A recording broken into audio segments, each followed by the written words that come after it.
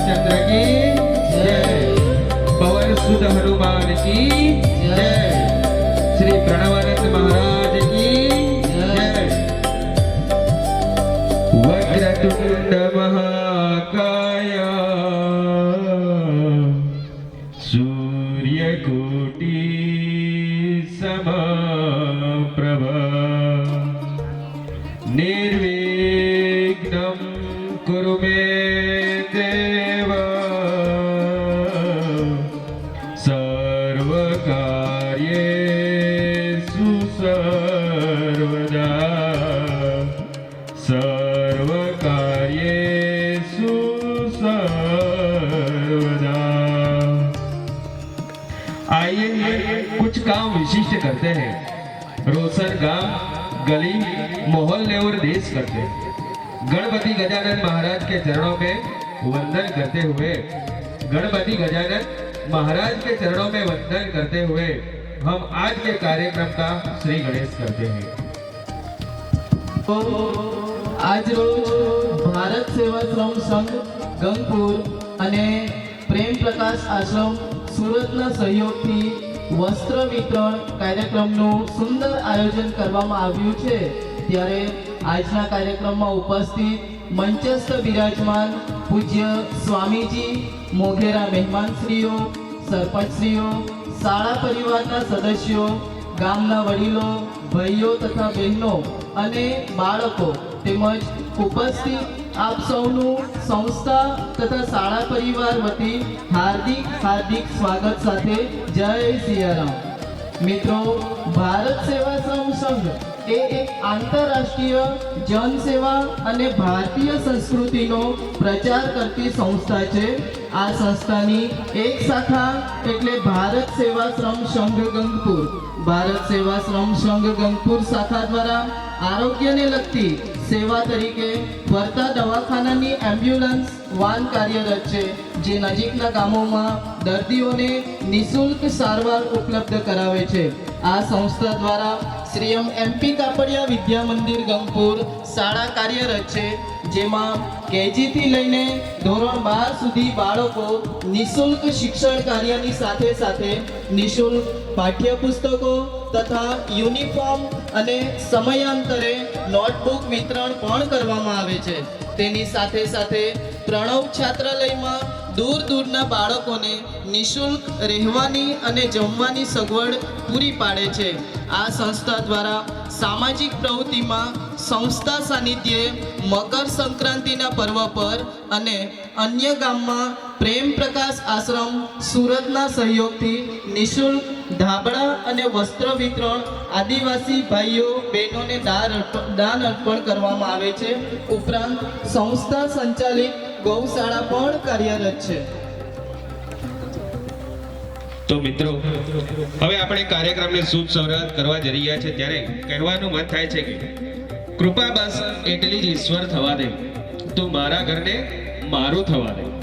ઘણી મહેનત કરી છે જિંદગીભર, ઘણી મહેનત કરી છે જિંદગીભર, બસ હવે પરસેવાને અત્તર થવા દે। તો હું શાળાના શિક્ષિકા બહેન શ્રી એવા શ્રીમતી મિતિસાબેનને વિનંતી કરીશ કે તેઓ પ્રભુજીના ચરણમાં અર્પિત મંગલાચરણ માટે મંચ ઉપર પધારે। शान्तकारं भुजगशयनं पद्मनाभं सुरेशं विश्वतारं गगनसदृशं मेघवर्णं शुभांगं लक्ष्मीकान्तं कमलनयनं योगिभिर्ध्यानगम्यं वन्दे विष्णु भवभयहरं सर्वलोकैकनाथं सर्वलोकैकनाथं सर्वलोकैकनाथं। ખૂબ ખૂબ આભાર બેન શ્રી આપનો। તેઓ આપણી સમક્ષ રાષ્ટ્રીય ગાન વંદે માતરમ ગીત રજૂ કરશે। પોતપોતાની જગ્યાએ ઊભા થઈ રાષ્ટ્રીય ગાનમાં સહભાગી થઈએ।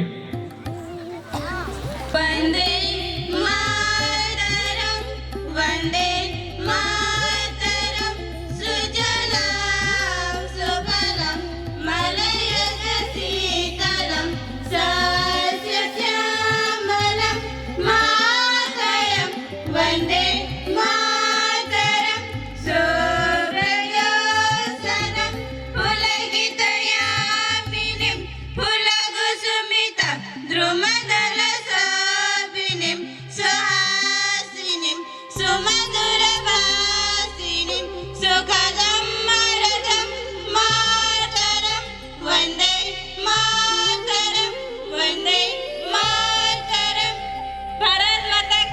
જય.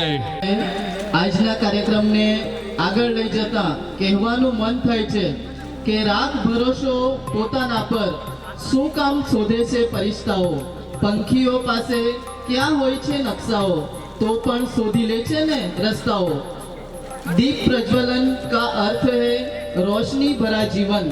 કહેવાય છે કે દીપ એ અંધકારમાંથી પ્રકાશ તરફ, અસત્યમાંથી સત્ય તરફ અને મૃત્યુમાંથી અમરત્વ તરફ દોરી જનારું પ્રતીક છે. તો ચાલો આજના આ ભવ્ય કાર્યક્રમને વિધિવત શુભારંભ દીપ પ્રાગટ્ય દ્વારા કરીએ. તો હવે હું આપણી શાળાના આચાર્ય શ્રી મણિલાલ એમ પટેલ સાહેબને વિનંતી કરીશ કે તેઓ મંચસ્થ ઉપસ્થિત તમામ મહેમાનો ભાવનો દીપ પ્રાગટ્ય તરફ દોરી જાય અને યોગાચાર્ય સ્વામી શ્રી પ્રણવાનંદજી મહારાજના ચરણોમાં દીપ પ્રાગટ્ય કરી આજના કાર્યક્રમને ખુલ્લો મૂકે.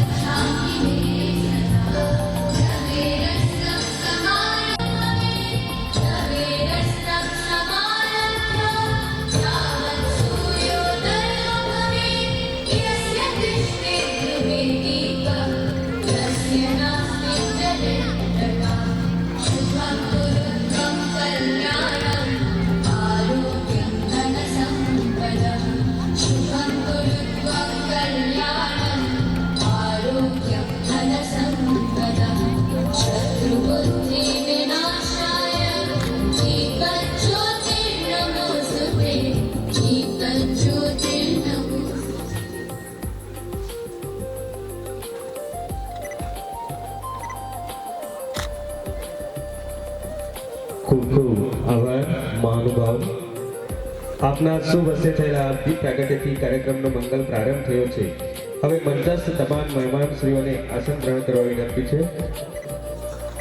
મિત્રો, આજના કાર્યક્રમને આગળ જતા કહેવાનું મન થાય છે કે ઓળખાણ ક્યાં હતી આપણી કોઈની, આ તો કુદરતની છે ભલામણ કે વગર સરનામે લાગણીના તાતણે સૌ બંધાતા ગયા. મિત્રો, પ્રાર્થના એટલે ઈશ્વર સુધી પહોંચવાનો રસ્તો. પરમાત્મા સાથે ઈશ્વરનો સ્પર્શ, આ સ્પર્શની સુખદ અનુભૂતિ એટલે પ્રાર્થના. કોઈ પણ કાર્યક્રમની શરૂઆત કરીએ ત્યારે ઈશ્વરને અચૂક યાદ કરવા જોઈએ. દિશાઓ બદલીને પણ આપણને સાચા રસ્તા પર લાવવા માટે ઈશ્વર હંમેશા આપણને મદદરૂપ બને છે. એવા ઈશ્વરને આપણે યાદ કરીએ, તેમની સાથે તાદાત્મ્ય સાધીએ અને આપણી ભીતરના દરવાજા ખોલવા માટે એક વિનમ્ર પ્રયાસ આપણે પ્રાર્થના દ્વારા કરીએ. તો હવે શાળાની વિદ્યાર્થીનીઓને વિનંતી કરીશ કે તેઓ પ્રાર્થના માટે મંચ ઉપર ઉપસ્થિત થાય.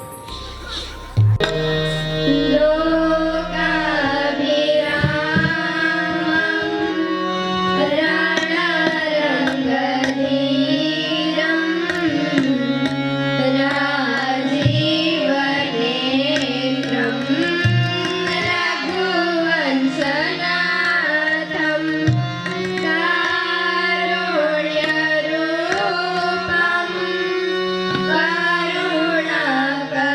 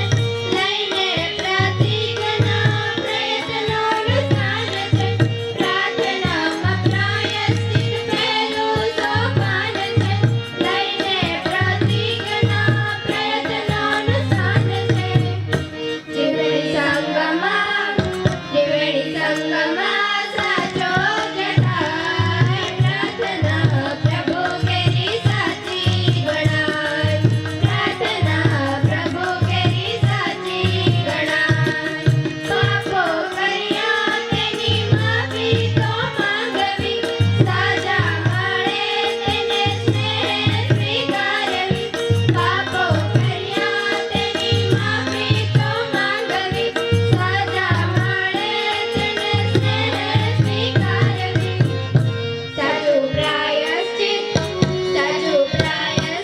પહેલા કરાય પ્રાર્થના પ્રભુ કેરી સાચી ગણાય પ્રાર્થના પ્રભુ કેરી સાચી ગણાય કઈ કઈ જે ભૂલ કરી ખાસે ના કોઈથી હિંમતની મક્કમતા મનની વધારવી કઈ કઈ જે ભૂલ કરી ખાસે ના કોઈથી હિંમતની મક્કમતા મનની વધારવી કરવી પ્રાર્થના પછી ના ભૂલાય પ્રાર્થના પ્રભુ કેરી સાચી ગણાય પ્રાર્થના પ્રભુ કેરી સાચી ગણાય રહેવું સતત સદા દુર્ગુણને ડામવા અખંડ કરવાની સદગુણની સાધના રહેવું સતત સદા દુર્ગુણને ડામવા અખંડ કરવાની સદગુણની સાધના સાચા પ્રયત્નો તે માટે કરાય પ્રાર્થના પ્રભુ કેરી સાચી ગણાય પ્રાર્થના પ્રભુ કેરી સાચી ગણાય સાચી આ પ્રાર્થના પ્રભુજી સ્વીકારશે પાપી જીવનમાં પરિવર્તન લાવશે સાચી આ પ્રાર્થના પ્રભુજી સ્વીકારશે પાપી જીવનમાં પરિવર્તન લાવશે પવિત્ર જીવનમાં તેનાથી થાય પ્રાર્થના પ્રભુ કેરી સાચી ગણાય પ્રાર્થના પ્રભુ કેરી સાચી ગણાય પ્રાર્થના પ્રભુ કેરી સાચી ગણાય પ્રાર્થના રજૂ કરવા બદલ વિદ્યાર્થીનીઓનો ખૂબ ખૂબ આભાર. અને જે અહીં તબલા માસ્ટર છે એ આપણી શાળાના વિદ્યાર્થી છે, એમને પણ આપણે તાળીઓથી વધાવી લઈએ. आंखों में खुशी दिल में उमंग आज महफिल सजी आपके संग स्वागत है आपका दिल के हर कोने से आबाद रहे ये समा हर किसी के आने से.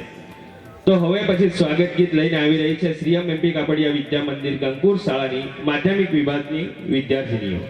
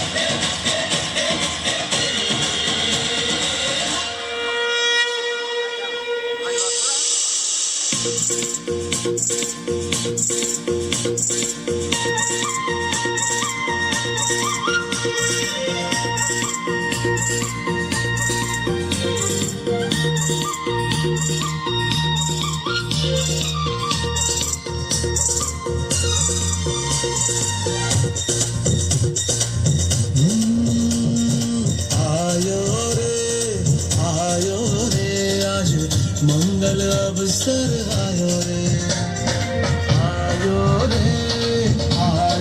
रे आज मंगल अवसर आयो रे उमंगना पूर उमटिया रे भक्तिना सागर चल गया रे उमंगना पूर उमटिया रे भक्तिना सागर चल गया रे शुभ स्वागतम ओ शुभ स्वागतम शुभ स्वागतम ओ शुभ स्वागतम स्वागतम शुभ स्वागतम शुभ स्वागतम शुभ स्वागतम शुभ स्वागतम शुभ स्वागतम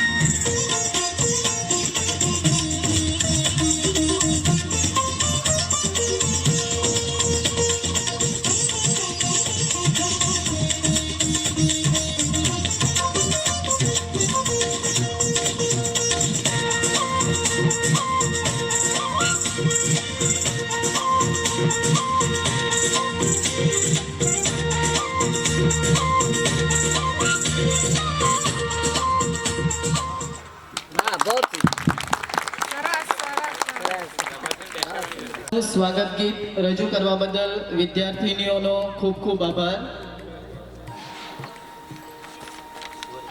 ઉત્તરાયણનું મહાપર્વ છે. સમગ્ર ભારતભરમાં ગંગા સાગર મેળો જ્યાં ભરાય છે, આજે ત્યાં લાખો શ્રદ્ધાળુઓ સાગર સ્નાન કરે છે. અને અહીંયા ત્રિવેણી સંગમ પ્રયાગરાજમાં આજે વિશાળ મેળો ભરાય છે. 1 મહિના સુધી લોકો જપ તપ કરે છે, દાન ધર્મ કરે છે. અને આજનો દિવસ એ દાનનું વિશેષ મહાત્મ્ય છે. શાસ્ત્રની અંદર એક શ્લોક છે કે સત્યયુગ તપ પ્રધાન હતું. સત્યયુગમાં લોકો બહુ તપ કરતા હતા. આપણે જોઈએ છે ને, ધ્રુવ, પ્રહલાદ એક પગે ઉભા રહીને, મનો વગેરે હજારો વર્ષો સુધી તપ કર્યા. દેવી પાર્વતીજીએ શિવજીને પ્રાપ્ત કરવા માટે હજારો વર્ષો સુધી તપ કર્યા. તો સત્યયુગ તપ પ્રધાન હતું અને ત્રેતાયુગ યજ્ઞ પ્રધાન હતું. લોકો બહુ મોટા મોટા યજ્ઞ, રાજસ્વ યજ્ઞ, અશ્વમેધ યજ્ઞ, વિષ્ણુ જાગ વગેરે, શિવ જાગ વગેરે કરતા હતા બધા દેવતાઓને સંતુષ્ટ કરવા માટે. અને ત્યાર પછી દ્વાપર યુગ આવ્યો. દ્વાપર યુગમાં લોકો ઈશ્વરની પૂજા, એટલે ઈશ્વરની કોઈ પ્રતિકૃતિ બનાવીને, મૂર્તિ બનાવીને, એની પ્રતિષ્ઠા કરીને, મંદિર બનાવીને દ્વાપર યુગમાં લોકો ઈશ્વર ઉપાસના કરતા થયા. પરંતુ કલિકાળમાં લોકોનું શક્તિ બહુ સીમિત, આયુષ પણ બહુ સીમિત. પહેલા લોકો છે ને 400 વર્ષ જીવતા હતા, 400 વર્ષ. અને ઊંચાઈ પણ બહુ જ, 12 ફૂટનું ઊંચાઈ હતું સત્યયુગમાં. ત્યાર પછી ત્રેતા યુગમાં 7 ફૂટનું ઊંચાઈ રહ્યું. અને દ્વાપર યુગમાં એનાથીઓ ઘટ્યું. અને અત્યારે જે છે, અત્યારે કલિકાળમાં આપણી ઊંચાઈ કેટલી? 3.5 હાથની. આપણી 5 ફૂટ, 5.5 ફૂટ, 6 ફૂટ. એટલે પહેલાના લોકો પણ તમે જોયું ને ફોટા, એ ભીમ ને આ ને તે કેવા બધા 100 વર્ષ, 150 વર્ષ, 200 વર્ષ જીવતા હતા, 400 વર્ષ જીવતા હતા. અને આપણે તો આજે 50, 60, 70માં ખખડી જઈએ છીએ બધા. અમારી બાજુમાં બેઠા છે નારાયણજીભાઈ કહેતા હતા કે હજુ સુધી હું ડબ્બો નથી બન્યો, હું એન્જિન છું હજુ. એટલે વાહ વાહ વાહ વાહ વાહ, સરસ એન્જિન. તો હું બધાને ખેંચી જાઉં છું, પણ મને ખેંચવું પડતું નથી. હું હજુ ડબ્બો બન્યો નથી, પણ એ જ. તો મિત્રો, મેં કહ્યું કે તમે ભગીરથ છો. ભગીરથ જેમ શંખ વજાવતા વજાવતા આવતા ચાલતા ગયા અને ગંગાજીને પાછળ લઈ આવ્યા. અને ગંગાજીને કારણે સગર રાજાના 60,000 પુત્રો જીવતા થઈ ગયા, ઉદ્ધાર થઈ ગયો એમનો, મુનિરાજ કપિલ મુનિના શ્રાપમાંથી. તેમ આવા એક વ્યક્તિ હોય છે જે હજારો લોકોને પ્રેરણારૂપ બને છે. તો મિત્રો, વધારે સમય ના લેતા, આજે જે વિદ્યાર્થીને મને અહીંયા બહુ આનંદ થયો કે આ ગામડાના બાળકો, આદિવાસી ઘરમાંથી આવીને બાળકો સંસ્કૃતના શ્લોક બોલે છે, વંદે માતરમ ગાય છે. આટલી સુંદર. અહીંયા કોઈ કોરિયોગ્રાફર નથી. સુરત શહેરમાં હોય ને તો કોઈ પણ કાર્યક્રમ એવો હોય તો પહેલાં કોરિયોગ્રાફર શોધે કે ભાઈ કોઈ કોરિયોગ્રાફરને શોધો, ડાન્સ શીખવવું પડશે. અહીંયા કોઈ કોરિયોગ્રાફર નથી. જેવું છે તેવું નેચરલ બધું, પણ છતાં પણ આપણે સારું લાગે છે. અને કોરિયોગ્રાફર મેં એ કરવા માટે 25,000, 20,000 જેવી કોરિયોગ્રાફર હોય છે બધું. પણ અહીંયા વગર કોરિયોગ્રાફરે પણ આજે આપણે જોઈશું. હજુ તો શરૂઆત થયું છે. અને દાનની વર્ષાની શરૂઆત અમારા નારાયણજીભાઈ તરફથી દર વખતે જ થાય છે. 501 રૂપિયા, 500 રૂપિયા આ કૃતિ માટે એ થાય છે. નંદકિશોરભાઈ તરફથી પણ 500 રૂપિયા મળે છે. આ શરૂઆત છે. શું શરૂઆત કર્યું છે 2 જણાએ. ભવિષ્યમાં થોડી વાર પછી ધીરે ધીરે એ થશે. હરિઓમ હરિઓમ. બહુ ખૂબસૂરત, બહુ સુંદર. આગે बढ़ते રહીએ. અને મહેમાનશ્રીઓનો તો હવે કાર્યક્રમને આગળ વધારતા કહેવાનું મન થાય છે કે જ્યારે વસંત આવે ત્યારે આખી પ્રકૃતિ સુધરી જાય છે અને જ્યારે મારા અને તમારા વચ્ચે કોઈ સંત આવે છે ત્યારે આખી સંસ્કૃતિ સુધરી જાય છે. તો આજના પાવન અને મંગળમય દિને આપણી વચ્ચે આંતરરાષ્ટ્રીય ભારત સેવાશ્રમ સંઘના સહમંત્રી શ્રી સ્વામી શ્રી અમરીશાનંદજી મહારાજ ઉપસ્થિત છે. તો હું શ્રીમાન સ્વામીજીને વિનંતી કરું છું કે તેઓ આજના શુભ પ્રસંગે એમના આશીર્વચનો અને અમૂલ્ય વાણીનો લાભ આપણને પ્રદાન કરે. विघ्नेश्वराय वरदाय सुरप्रियाय लंबोदराय सकलाय जगद्धिताय नगाननाय स्तुतिजगन विभूषिताय गौरीसुताय गणनाथ नमो नमस्ते. वक्रतुंड महाकाय सूर्यकोटि समप्रभ निर्विघ्नं कुरु मे देव सर्वकार्येषु सर्वदा. गुरुर्ब्रह्मा गुरुर्विष्णु गुरुर्देवो महेश्वरः गुरुर्साक्षात् परब्रह्म तस्मै श्री गुरवे नमः. या देवी सर्वभूतेषु श्रद्धारूपेण संस्थिता नमस्तस्यै नमस्तस्यै नमस्तस्यै नमो नमः. मुखं करोति वाचालं पङ्गुं लङ्घयते गिरिं यत्कृपातमहं वन्दे परमानन्दमाधवम्. बोलिए श्री श्री गुरु महाराज जी की, रघुवर रामचंद्र भगवान की, उमापति महादेव की जय, भारत माता की जय, गंगा मैया की जय. મિત્રો, સૌ પ્રથમ હું પરમ પૂજ્ય ગુરુદેવ જે અહીંયા સૂક્ષ્મ રીતે ઉપસ્થિત છે એમના ચરણોમાં હું પ્રણામ કરું છું. કારણ કે ભારત સેવાશ્રમ સંઘના પ્રાણ પુરુષ આચાર્ય શ્રીમદ સ્વામી પ્રણવાનંદજી મહારાજના આજથી 125 વર્ષ પહેલે એમના અંતરમાં જે ભારતીય જનતાના સેવા માટે, સર્વ પ્રકારની સેવા માટે જે પ્રેરણા થઈ હતી અને એ અમારા જેવા સાધુ સંતો દ્વારા સમગ્ર ભારતભરમાં મને અહીંયા કહેતા આનંદ થાય છે કે આજે આ સ્ટેજ ઉપર 4-5 બહેનો છે, માતાઓ છે, અમારા ખૂબ આદરણીય છે. થોડા દિવસ પહેલા ગઈકાલે મને વાત કરી ત્યારે ખબર પડી કે સ્વામીજી અમે આસામ ગયા હતા, સિલચરથી પણ આગળ 2-2.5 કલાકનો રસ્તો, એકદમ જંગલ પહાડ, બસ આવું પહાડ વિસ્તાર ને આને તેમાં. ત્યાં સુરતના એક શ્રેષ્ઠી દાતા, શું નામ છે ને, કેશુભાઈ ગોટી, તે સમગ્ર ભારતભરમાં એક એના ટીમ કામ કરે છે કે ત્યાં આશ્રમ માટે એક હોસ્ટેલ અને એક સ્થળ એ બનાવી આપ્યા, સ્કૂલ બનાવી આપ્યા. રેડિયામાં પણ એક આપ્યું છે કે અમે ત્યાં જઈ આવ્યા, બહુ સરસ છે આશ્રમનું. ત્યાં મેં કહ્યું કે ભારત સેવાશ્રમ સંઘને જાણવું હોય તો ભારત કે અમે 25, 26 કે 30 જેટલા આશ્રમોમાં ગયા છે ભારતભરમાં. જ્યાં આશ્રમ છે અમે ત્યાં જઈએ. બદ્રીનાથમાં અમે 2 વાર 3 વાર જઈ આવ્યા છે, નવા આશ્રમમાં અને જૂના, બધી જગ્યાએ. હું ભલું થાજો બાપા, આવું ફરતા રહેજો. હે ગુરુ મહારાજ કરે છે આવું તમે ભ્રમણ કરતા રહેજો. તમે જરા તમારા ગામથી બહાર નીકળશો ને તો તમને ખબર પડશે કે ભારત સેવાશ્રમ સંઘ શું છે, શું કામ કરી રહ્યું છે. સ્વામી પ્રણવાનંદજી મહારાજ શું છે, કઈ રીતે ભારતીય સંસ્કૃતિ અને ભારતીય સમાજની સેવા કરે. ભારત સેવાશ્રમ સંઘ સંસ્કૃતિની પ્રચાર ખાલી મોટી મોટી વાતો નહીં, ખાલી પ્રવચન કરવું, મોટી મોટી વાતો કરવી એવું નહીં, પણ વાસ્તવિક કરીને બતાવવું.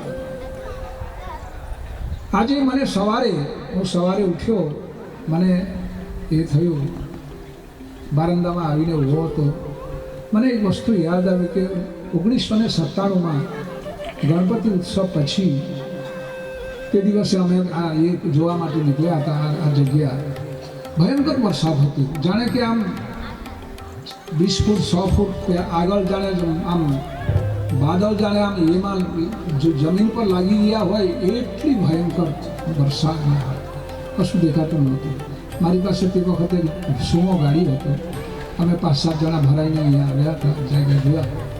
અને આ જગ્યા પર આવીને બેઠા ત્યાં ગુરુ મહારાજને એક ખુરશી લઈ આવ્યા હતા, એના પર ફોટો મૂકીને દીધો. ત્યારથી શરૂઆત થઈ એક શુભ સંકલ્પ, એક સત વ્યક્તિના શુભ સંકલ્પ. આજે કેટલા માણસો, હજારો માણસોનું કલ્યાણ થાય છે. કોઈને દવા મળે છે, કોઈને શિક્ષણ મળે છે, કોઈને કપડાં ધબળા મળે છે, કોઈને કંઈક. અને અમારા નાના છોકરાઓને, વિદ્યાર્થીઓને ઉપહાર મળે છે, ભેટ મળે છે, ખુશ થાય છે બધા. તો મિત્રો, ભારત સેવાશ્રમ સંઘ આ રીતે સમગ્ર ભારતભરની અંદર, દુનિયાના અનેક દેશોમાં ભારતીય સંસ્કૃતિનો દીપ જલતો રાખવા માટે કામ કરી રહ્યું છે. અને એમાં જે છે, એમાં આપ સૌ સંસ્થા સાથે જોડાઈને નિસ્વાર્થ ભાવથી, કોઈએ નહીં, કોઈ અપેક્ષા નહીં. અમારા નારાયણજીભાઈ, નંદકિશોરભાઈ અને એના જે બધા મિત્ર મંડળો છે, બધા નામ મને ખબર નથી. દર વર્ષે 2 વાર અમે નથી યાદ કરતા, પણ એ લોકો 2 મહિના 3 મહિના પહેલાંથી યાદ કરે, મને ફોન કરે કે સ્વામીજી આ વખતે કાર્યક્રમ કરવાનું છે, જગ્યા નક્કી કરજો, આ કરજો, તે કરજો, શું કરવાનું છે વગેરે. પ્રસ્તાવ એ લોકો તરફથી આવે છે, અમે નથી એ કરતા કે શું છે ભાઈ હવે આ વખતે કાર્યક્રમ કરવાનું કે નથી. પણ છતાં પણ ઉત્સાહ છે. આની ખરેખર કહેવાય કે નિષ્કામ સેવા. કોઈ અપેક્ષા નહીં, કોઈ અપેક્ષા નહીં. આપવું છે, ભગવાને આપ્યું છે. અરે ભાઈ, આપણે ત્યાં સમાજમાં એ છે ને કે કોઈ અમને ભેટ આપ્યું હોય તો આપણે પણ મન થાય કે ભાઈ આપણે એને ભેટ આપીએ. કંઈક કોઈએ ચા પીવડાવી હોય, અરે એને ચા પીવડાવી, તો પછી આપણે એને એ કરીએ, મારા ઘરે આવજો, ચા પીવા આવજો. કોઈના ઘરે શુભ પ્રસંગ હોય તો આપણે ભેટ, લગ્ન પ્રસંગ હોય, હમણાં તો લગ્ન ચાલે છે બહુ. હવે આજે પૂરું થઈ ગયું બધું, ધનુર્માસ, હવે લગ્ન એ થશે બધું. એ લોકો લાખો રૂપિયાની ખરીદી કરતા હોય છે, ભેટ આપવાની છે, ભેટ આપવાની છે. પણ ભગવાને જે તમને આટલું બધું ભેટ આપ્યું છે, એને પણ તો કોઈ યાદ કરો. ભગવાનને તો કોઈ ભેટ આપો. ભગવાને આ કેટલું બધું આપ્યું છે. અને મિત્રો, તમારા ઘરે જ્યારે એક બાળકનો જન્મ થાય છે, એક બાળકીનો જન્મ થાય છે, તો કેટલી ખુશી મનાવો છો કે ભગવાન મને એક છોકરું ભેટ આપ્યું છે. તો યાદ રાખજો, તો આ જે તમારું એ છે, આ ભેટની તમે ઉપકારના ભગવાનને શું તમે એ કરશો? બસ, ભગવાનને કંઈ નથી. હાથ જોડીને એકવાર પ્રાર્થના કરો, એનો આભાર માનો, થેન્ક્સ ટુ ગોડ. એ સિવાય બીજી એમને કોઈ બહુ સોના ચાંદીના થાળીમાં એ કરવાની કોઈ જરૂર પડતી નથી. તો મિત્રો, આજે જે છે, આજે દાન ધર્મનો દિવસ છે, ખૂબ મહાત્મ્ય છે. આજે અમારા પૂર્વજો, ભીષ્મ પિતામહ, બધાના, આપણે બધા એક કુળના છે ને બધા. અને આજે એમને શરીર ત્યાગ કર્યો હતો, અષ્ટવસુની અંદર એક. અને જ્યારે આ બંને કુળ, કૌરવ અને પાંડવોનું જ્યારે એ થઈ ગયું કે યુદ્ધ થશે હવે કુરુક્ષેત્રમાં, ત્યારે ભીષ્મ પિતામહ અત્યંત વ્યથિત થયા. कि आचार्य ने द्रोणाचार्य ने कृपाचार्य ने कहे छे कि हे आचार्य ये क्या हो गया। हम लोगों ने तो कल्पना की थी कि कौरवों का 100 पुत्र हमारे 100 ये वीर और पांडवों का 5, जब 105 बनेगा तो सारी दुनिया धरती हमारे ये हो जाए, कोई हमारे सामने नहीं कर सकता। मगर आज ये क्या हो गया है? आज दोनों शान सामने क्या करना है? तब व्यथित थईने गंगा माँ पासे गया और ध्यान करिए, माताजी प्रकट थया कि ये पुत्र क्या है, तुम इतना दुखी क्यों हो? कि माँ मैं बड़ा धर्म संकट में पड़ गया, एक पक्ष में धर्म है, एक पक्ष में ये है अन्याय है, अधर्म है, अनीति है, फिर भी मुझे उस पक्ष से युद्ध करना पड़ता है, क्या करूँगा? त्यारे गंगा मैयाए कह्યું હતું, बेटा तुमने अपना वचन से बंधाया है, किसी ने तुमको बांधा नहीं, तुमने अपना वचन से ही बंधाया कि मैं कुरुकुल का सिंहासन में जो बैठेगा उसका मैं ये करूंगा। तुम्हारा वचन पालो, वही तुम्हारा धर्म है। और भगवान श्री कृष्ण को सामने रख के जब तुम्हारा ये अंतिम समय आएगा, बस इतना ही ये करना कि भगवान श्री कृष्ण तुम्हारी सन्मुख हो, बस उसकी दर्शन करते करते तुम प्राण छोड़ दो, तुम्हारा परम मुक्ति हो जाएगा, कोई पाप नहीं लगेगा। मारे मित्रों, बस आज करवानु छे, एक दिवस सब कोई मरना है, जाना है इस संसार से। सब लोग गए, भगवान राम भी गए, कृष्ण भी गए, हम लोग भी एक समय आए थे, कुछ अच्छा काम करके जाना है। याद रहे कि ईश्वर स्मरण हम ना भूलें, दान धर्म करते ना भूलें। और आज का जो शुभ दिन है, कि आज का शुभ दिन वो दान धर्म की परम महिमा है। तो आज हम सभी को तहे दिल से मैं सबका स्वागत करता हूँ। आपका भी लाभ है, और यहाँ जो ऊपर बैठे हैं जो ये है उनका तो लाभ है। हाँ, आपको शायद साड़ी मिलेगा, कपड़ा मिलेगा, ये मिलेगा, जो भी कुछ है, हाँ? तो उनका जरा आशीष ये करना, भगवान के प्रार्थना करना कि उनका भंडार भरा रहे, हाँ? और इन लोगों को क्या मिलेगा उसके आगे और भी। देखिए ये कार्यक्रम जो है ना, आ कार्यक्रम 18-19 વર્ષથી થઈ રહ્યું છે, છતાં પણ કંઈ ખૂટ્યું નથી, કમી નથી થઈ। એક વાત યાદ રાખજો કે દરિયો છે ને, દરિયામાં એમાંથી ધરતીમાંથી અસંખ્ય નદીઓ, ધારાઓ મીઠું પાણી ઠાલવે છે, જુગોથી મીઠું પાણી ઠાલવે છે। અને છતાં દરિયો નીચું ને નીચું આટલું બધું મળે છે, છતાં પણ એ ખારો ને ખારો જ, ખારો ને ખારો। અને મેઘ એ દાન કરે છે, વરસાદ આપે છે, છતાં પણ જે ઉપર ને ઉપર। માટે મિત્રો, જે દાન કરશે એ ઉપર રહેશે, અને બાકી નામ નથી કહેતો। માટે હંમેશા એવું પ્રાર્થના કરજો કે અમે બાદલ જેવા, મેઘ જેવા બનીએ, અને ધરતી ઉપર હંમેશા પ્રકૃતિને, ઝાડોને, પાનોને, ગાયોને, માતાઓને, આછે લોકોને બધાને કંઈ ના કંઈ આપતા જઈએ, વર્ષા કરતા જઈએ। બસ એ જ અભ્યર્થના સાથે વિરમું છું। સૌને સ્વાગતમ સુસ્વાગતમ। અમારા મહેમાનો વર્ષો સુધી આવતા રહેજો બાબા, આવું કરતા રહેજો। તાળીઓ દ્વારા એમનું સ્વાગત કરીશું।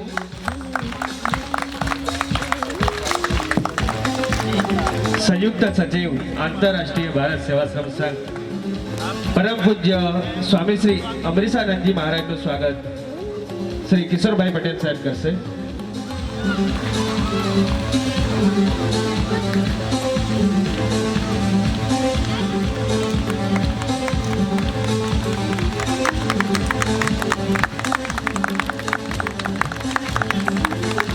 પ્રેમ પ્રકાશ આશ્રમ સુરતથી પધારેલ શ્રી નંદકિશોરજીનું સ્વાગત કરવા શ્રી મણિલાલ એમ પટેલને હું વિનંતી કરું છું। આપણે તાળીઓ પાડવાની ચાલુ રાખીશું। ત્યારબાદ મુંબઈથી વધારેલ શ્રી ચંદ્રકાંતભાઈ જાદવનું સ્વાગત શ્રી ભાવેશભાઈ પટેલ કરશે।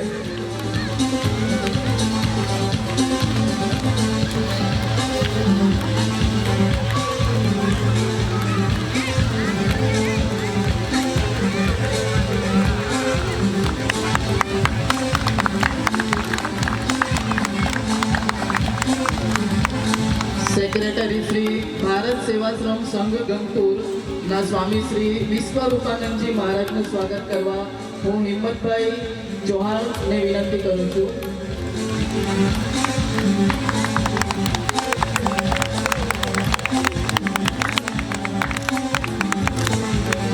આપણી સંસ્થાના ચીફ એકાઉન્ટન્ટ એવા શ્રી નિમેશ સાહેબ વ્યાસજીનું સ્વાગત કરવા શ્રી કલ્પેશભાઈ પટેલને વિનંતી કરું છું।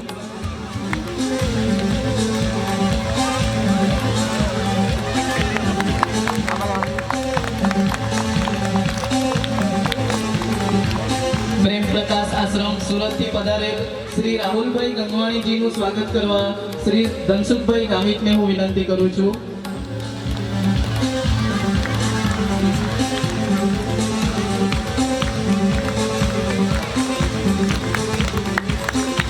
વલસાડથી પધારેલ શ્રીમતી જ્યોત્સનાબેન કાપડિયા નું સ્વાગત શ્રીમતી રાધાબેન પટેલ કરશે.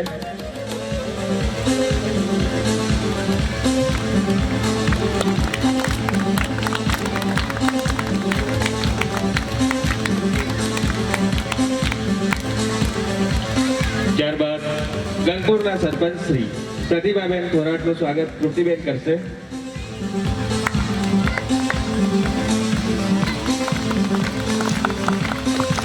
ત્યારબાદ પિતાંબરજીનું ચંદાની પ્રેમ પ્રકાશ આશ્રમ સુરતથી પધારેલ છે, એમનું સ્વાગત ટ્વિંકલભાઈને વિનંતી કરીશ કે તેઓ એમનું સ્વાગત કરશે.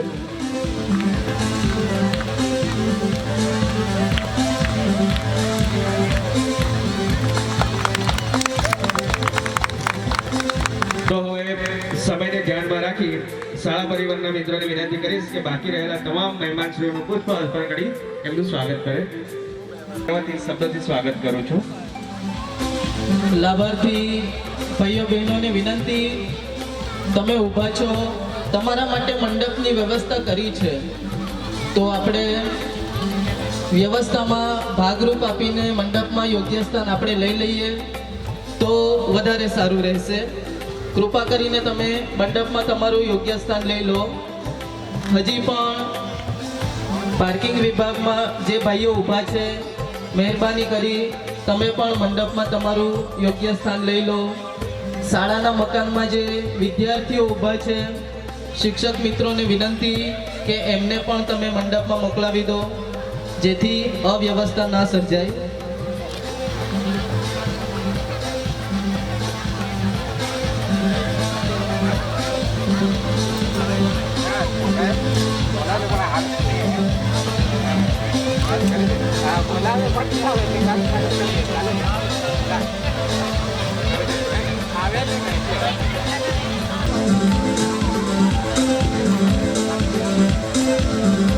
હેલો, આગળ આગળ આગળ સમયનું ધ્યાન રાખ. ખૂબ ખૂબ આભાર આપ સૌનો. જિંદગીના દરેક સુખમાં જે આપણો મજબૂત સહારો બનીને ઉભા રહ્યા એવા પિતા માટે બે શબ્દો કહેવા એ મારા માટે સૌભાગ્યની વાત છે. माना कि बाजार में सब कुछ मिलता है, माना कि बाजार में सब कुछ मिलता है, मगर पिता का प्यार कहाँ बिकता है. जिंदगी की हर जरूरत तो पूरी हो जाती है, जिंदगी की हर जरूरत तो पूरी हो जाती है, मगर पिता के बिना घर कहाँ सजता है. तो હવે આપણે નિહાળવા જઈ રહ્યા છે એક પિતાનો તેના બાળક માટેનો પ્રેમ દર્શાવતો અભિનય ડાન્સ, જેના શબ્દો છે મુझे माफ करना, ઓમ સાઈ રામ. એ કંઈક આ લોકોને ભેટ આપો છો આ કાર્યક્રમ માટે. એ ભેટમાંથી આ બધા જે ડ્રેસીસ છે એ ડ્રેસીસ આ લોકો દર વર્ષે થોડું વસાવી લે છે, જેથી બહારથી કોઈ ડ્રેસ મંગાવવું પડતું નથી. શાળાને આ ભંડારમાંથી જ આ બધા કાર્યક્રમો થઈ જાય છે. એ આપણી ઉદારતાનું આ પરિણામ છે કે ગંગપુર શાળા આ રીતે પોતાની સ્વાવલંબી ધીરે ધીરે સ્વાવલંબી બની છે. અસ્તુ, નમસ્કાર. दुनिया में खुश नसीब होते हैं जो मम्मी डैडी के करीब होते हैं.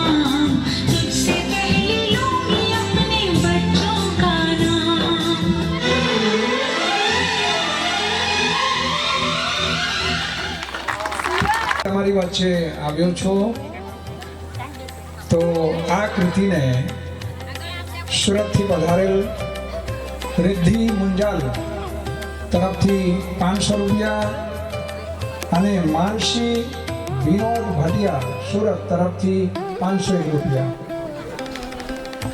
નારાયણજીના સુપુત્ર માધવકૃષ્ણ રાહુલભાઈ તરફથી 500 રૂપિયા, નંદકિશોરભાઈ તરફથી 500 રૂપિયા. બીજા કોઈ છે આ બાજુ કોઈ મેઘ છે ઉપર વરસાદ કરવા માટે?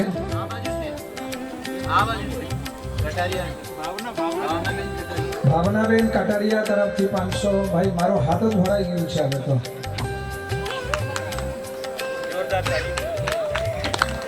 જોરદાર તાળીઓથી આપણે વધાવતા રહીએ દાદાશ્રીઓને સરપંચ શ્રી અને બાળકોનો ઉત્સાહ વધારીએ. 500 રૂપિયા. ભાઈ તમારું ગામમાં વરસાદ થાય છે. ગુપ્તદાન 200 રૂપિયા. શાળા ખાતે વિના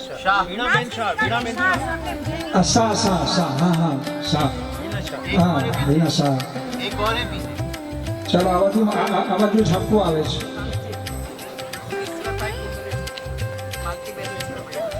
સ્વર્ગસ્થ ઈશ્વરભાઈ અને માલતીબેન ઘુમરે તરફથી 500 રૂપિયા. બીજા એક માતાજી તરફથી 500 રૂપિયા. बेटा रास्ते ना तो झोली भर गया, भगवान करे ऐसा झोली भरते रहे.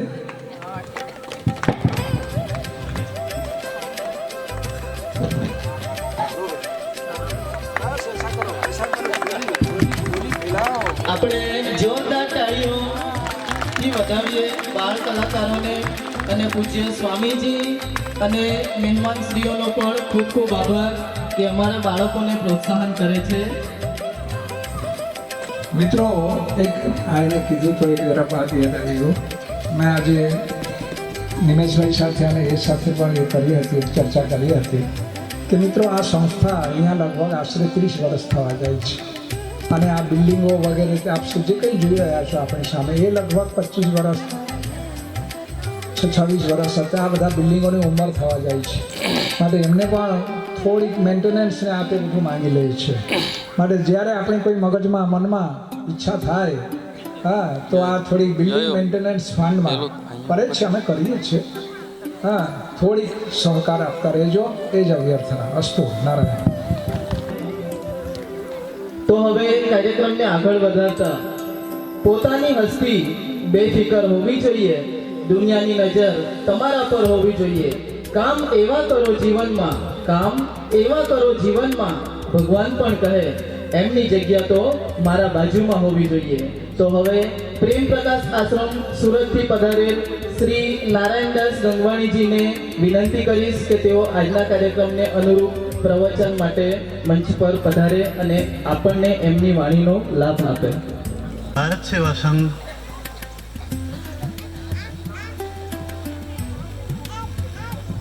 बहुत उच्च संस्था है.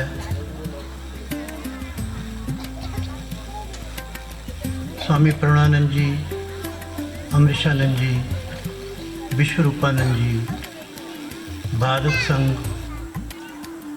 के सारे परिवार को मेरा नमन और कार्यकर्ताओं को वंदन और भाई बहनों को मंगल कामना. सबसे पहले जो माता पिता का प्यार मिले, माता पिता से दूर न हो,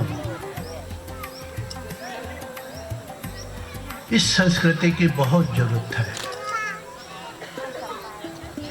आज शहरों में उन्नति के नाम पर पतन हो रहा है. सौंदर्य प्रतियोगिता,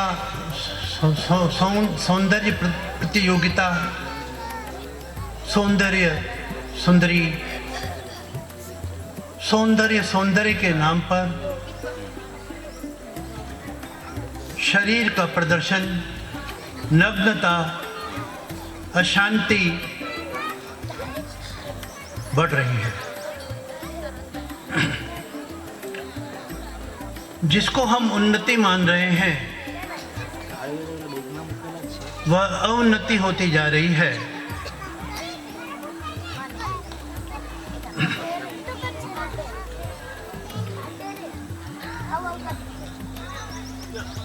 थोड़ा सा बेटा पीछे कर दो, बहुत थोड़ी आवाज़ आ रही है चिल्लाते हुए बच्चों की।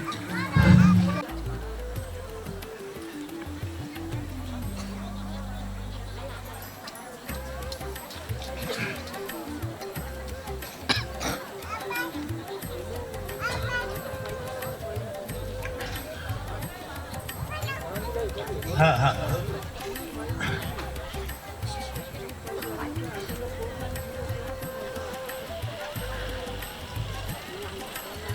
तो आज हम देख रहे हैं छोटे छोटे से बच्चे 10 साल, 12 साल, 20 साल, 15 साल से गोलियां चला रहे हैं, दोस्तों पर गोलियां चला रहे हैं, आत्महत्याएं कर रहे हैं। जरा सा फेल हो गए तो सुसाइड कर लेते हैं। तो ये जो हमारी संस्कृति है वो इसीलिए है कि हमें माता पिता का प्यार मिले, माता पिता का संरक्षण मिले। तो इस प्रकार की संस्कृति बड़ी उत्तम है जो हमारे भारत का नवनिर्माण करे, संस्कार दे। अब मैं अपनी मूल बातों पर आता हूँ।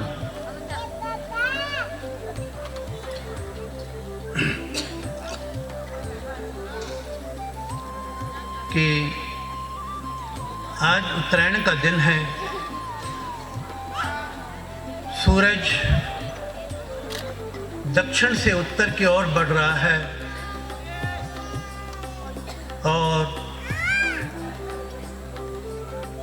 दिन बड़ा हो रहा है। फिर आज 11 भी है, बड़ा शुभ दिन है। जो आज के दिन प्रयास किया जाता है, कदम बढ़ाए जाते हैं, वह बहुत जल्दी लक्ष्य पर पहुंच जाते हैं।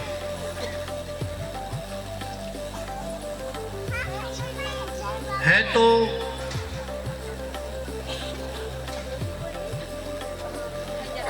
बहुत सारे लोग, पर जो चलते हैं वही मंजिल पाते हैं।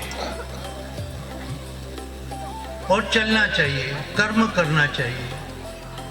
आप देखते हो कि चींटी से लेकर हाथी तक जब कर्म करता है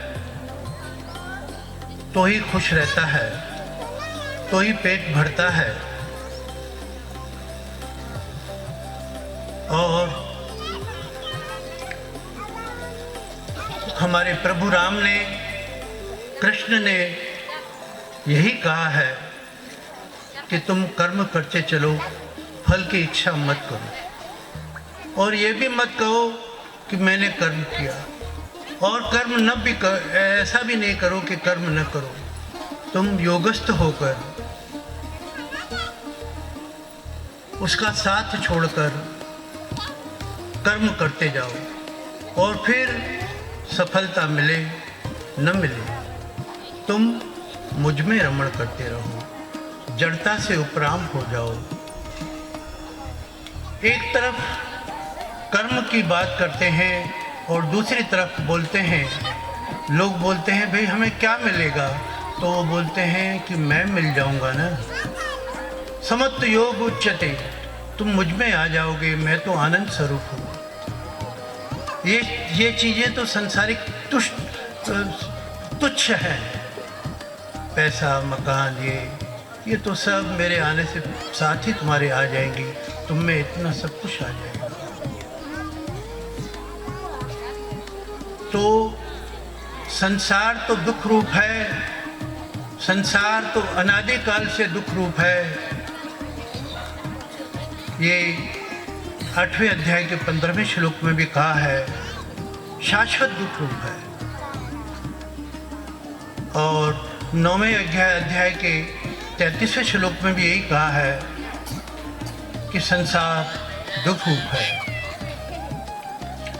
तो हमेशा तकलीफें तो रहेंगी, परिस्थितियां तो विपरीत रहेंगी, पर इसमें जो कर्मठ हो जाता है, जो आगे बढ़ जाता है, जो चल जाता है, वह मंजिल पा जाता है। आप में अदम्य शक्तियां हैं। जो शक्ति आप में है वही शक्ति हनुमान जी में भी थी, वही शक्ति भगवान महावीर में भी थी, वही शक्ति माँ शबरी में भी थी, केवट में भी थी और प्रणवानंद जी में भी थी, पर वो मंजिल पा गए। आज उनके वट वृक्ष के नीचे हम उनका गुणगान कर रहे हैं, उनके पद चिन्हों पर चल रहे हैं।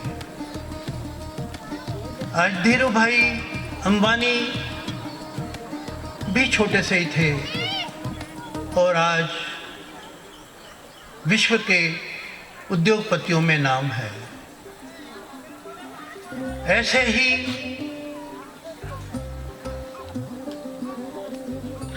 आप परिस्थितियां तो विपरीत रहेंगी, इन परिस्थितियों के बीच में उठकर और कर्मठ बनिए।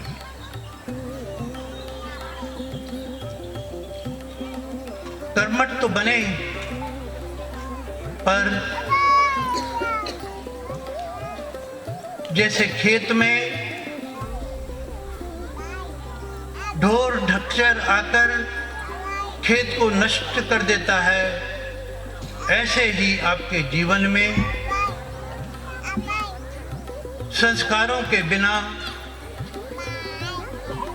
कोई ढोर ना आ जाए, आपके जीवन को बर्बाद न कर दे। उसके लिए थोड़ा सा समझ चाहिए। हमारी संस्कृति, हमारे गुरुजन, हमारे देवता हमें बताते हैं कि भाई सूर्योदय से पहले उठ जाओ और सूर्यास्त के साथ सो जाओ। सूर्यास्त से पहले उठ जाओ, सूर्य उदय से पहले उठ जाओ, इसलिए कि वो अमृत वेला है। और सूर्यास्त के साथ सो जाओ, वो तम व्रति है। सब चोरियां, बदमाशियां, डकैतियां सूर्यास्त के बाद होती है, सूर्योदय से पहले नहीं होती। वो तो अमृत वेला है, परमात्मा की वेला है, स्मरण की वेला है।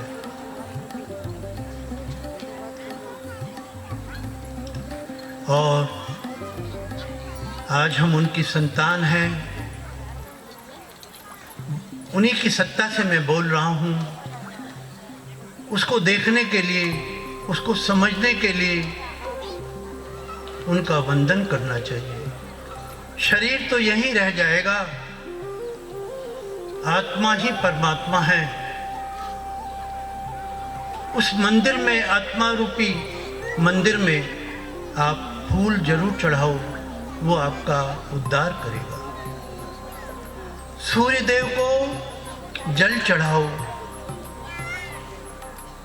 वो आपके ओज देंगे, बहुत कुछ देंगे। और समय से भोजन करिए। ये तम है जो इसके विपरीत है। दो समय से भोजन कर लीजिए। मन के हारे हार है, मन के जीते जीत। जिसने मन को जीत लिया उसने गढ़ को जीत लिया। उसको फिर तकलीफ नहीं आती, आनंद स्वरूप हो जाता है। मैं बहुत सूक्ष्म बात बता रहा हूं।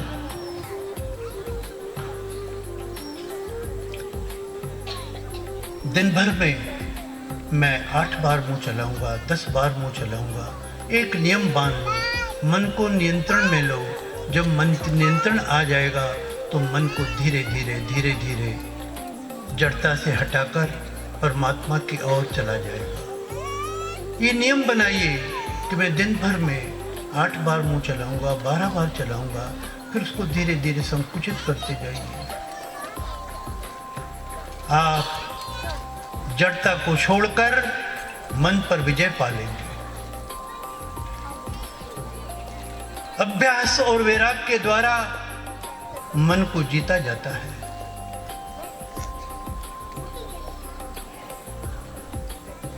और ले लीजिए, चोरी, डकैती, शराब, व्यभिचार, ये ढोर ढच्चर हैं जो आपके जीवन को बर्बाद कर देते हैं। मैं आपको इंदौर की एक बात सुनाता हूं। बहुत बड़ा सम्राट सदियों से राज्य कर रहा था इंदौर में। होलकर नरेश, होलकर वंशज,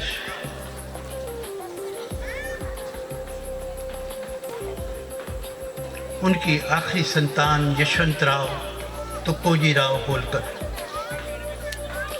नशे की पीड़ा से, दारू के नशे से वो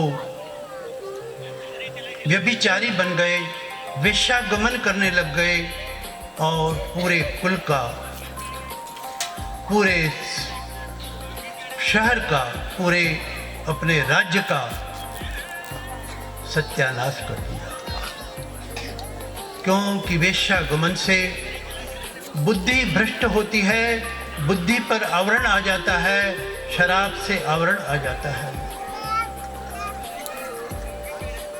ये बहुत बड़े ढोर ढच्चर हैं, इनसे सावधान रहिए और संग करिए अच्छे लोगों का, अच्छे व्यक्तियों का। घर में भी आप रहें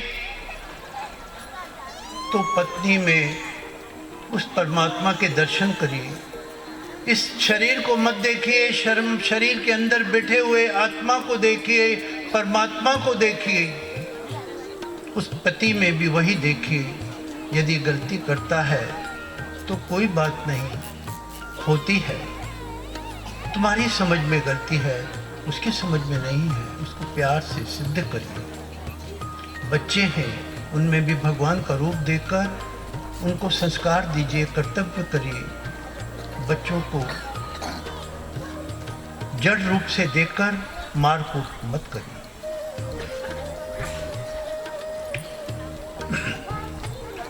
जो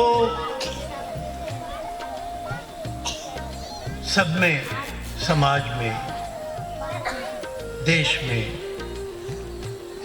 परिवार में उस रूप के दर्शन करिए। और भगवान कहते हैं कि जो मुझे सब में और सर्वत्र देखता है उससे मैं दूर नहीं होता और वो मुझसे दूर नहीं होता। उस पर मैं आशीष करता हूँ, उसका योगक्षेम मैं पूरा करता हूँ, कोई तकलीफ नहीं आने देता।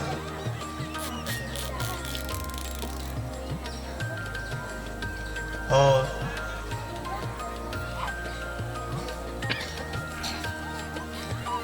उसके अंदर मैं कृपा कर अज्ञान रूपी तम को, दुर्गुणों को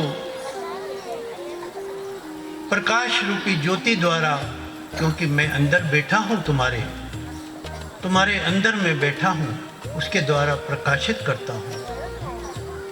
ये विशाल योग के 10वें अध्याय का 11वां श्लोक है। और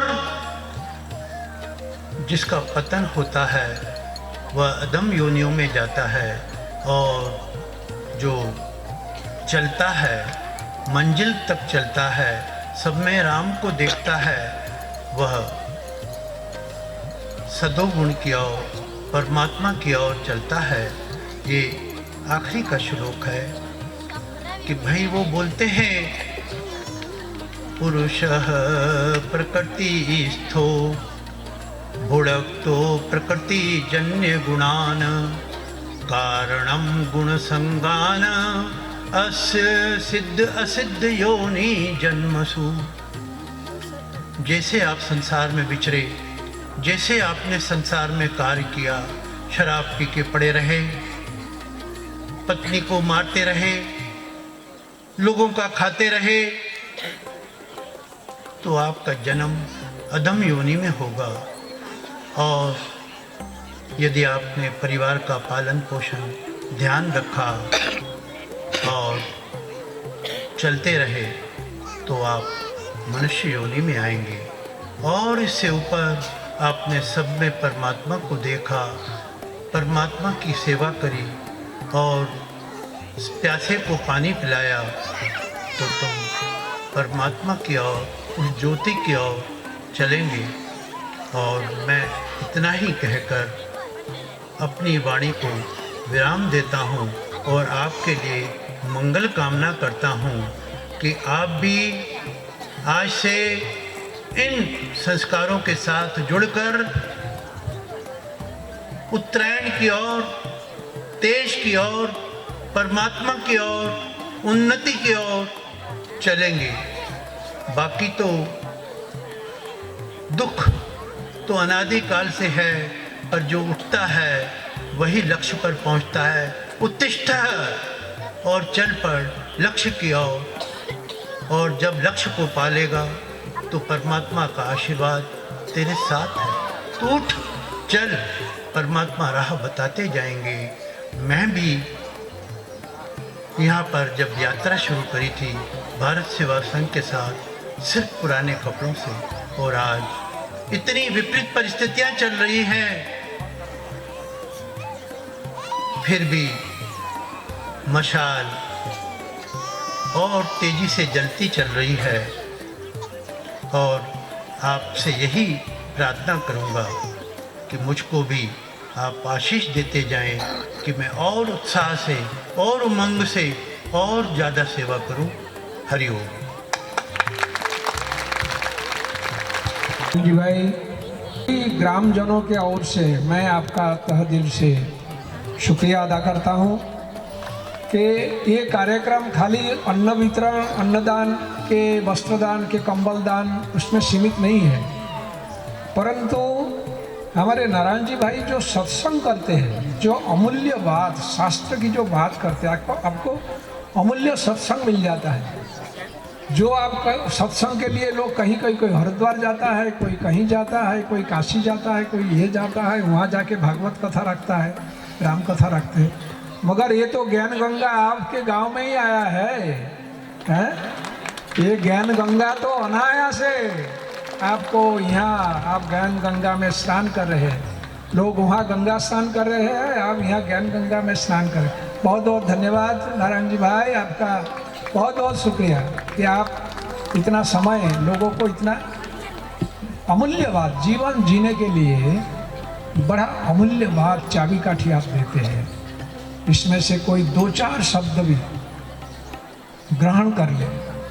और ये जनवरी महीना है ना, अभी 12 तारीख गया, स्वामी विवेकानंद जी का जन्मदिन था, सबको मालूम होना चाहिए। महायोगी, जिसने भारतीय संस्कृति को विश्व दरबार में प्रतिष्ठित कर दिया कि भारतीय संस्कृति श्रेष्ठ है। इसमें स्वामी विवेकानंद जी का जन्मदिन 12 तारीख को गया और 23 जनवरी आता है अभी, जिन्होंने ब्रिटिश साम्राज्य को हिला दिया, नेताजी सुभाष का जन्मदिन है। जय हिंद, दिल्ली चलो, मैं तुमको आज़ादी दूंगा, तुम मुझे ये दो, खून दो, मैं तुमको आज़ादी दूंगा।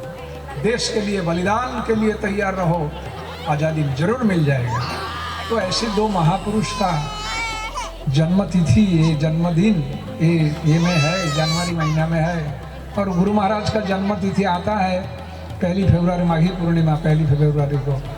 तो हमारे अभाग्य है कि हमारे मुंह से, हमारी मुखार बिंद से ऐसी महापुरुष का जो वाणी था, जो विचार था, वो हम कहते हैं, वो हम प्रचार करते हैं। शुक्रिया, बहुत बहुत शुक्रिया, बहुत बहुत शुक्रिया। जो करना चाहिए वो अच्छे लोगों का करना चाहिए। मैंने योग से जुड़ा, हरपाल जी से जुड़ा, प्रेम प्रकाश आश्रम से जुड़ा, भारत सेवा संघ से जुड़ा। ये हमारे भारत की अदम्य धरोहरें हैं और यही हमें ऊर्जा, शक्ति, ज्ञान, रास्ता, प्रकाश देती हैं। आप लोग भी ऐसे सत्पुरुषों से संपर्क करिए और जीवन को निर्मल बनाइए। हरिओम।